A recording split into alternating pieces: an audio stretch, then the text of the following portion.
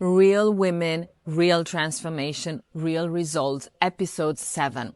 Victoria is in her 60s, and she came to the Rite of Passage with one single intention: to open her heart and finally heal. From what? From her sexual abuse at the age of 5 when she went abroad with her family for a couple of years.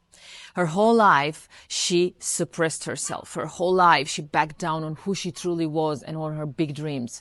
She secured the marriage with a safe man. And that safe man was loving and protective, but definitely not connected to who Victoria truly was.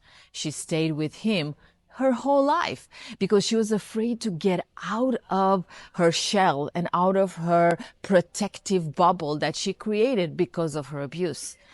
Her husband now was in a mental state that was deteriorating. He was not present anymore.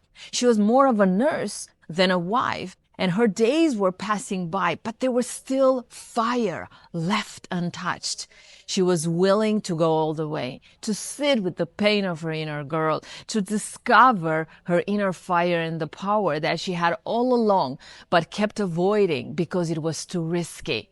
Finally, she gave herself permission to unleash her inner magnetism and her power, to embrace that little girl and to move through the pain and finally heal from that abuse.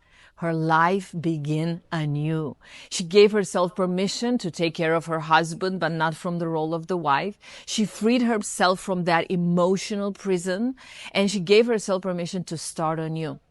She is a swimmer, a professional swimmer in cold waters. She gave herself permission to start a new venture, risking more things. She moved out of the apartment she was living with her husband into a new apartment by herself, and she started dating. She experienced so much passion and aliveness. She didn't know what to do with it. She started traveling, making new friends, and she became a star in her community. Everything is possible when we give ourselves permission to move beyond the pain and unleash the power that lies behind the wound. There's always power behind the wound if we're brave enough to look at the wound. If you are willing to open your heart, miracles happen. Like, share, and stay here for more miraculous experiences and real results on the path of being feminine.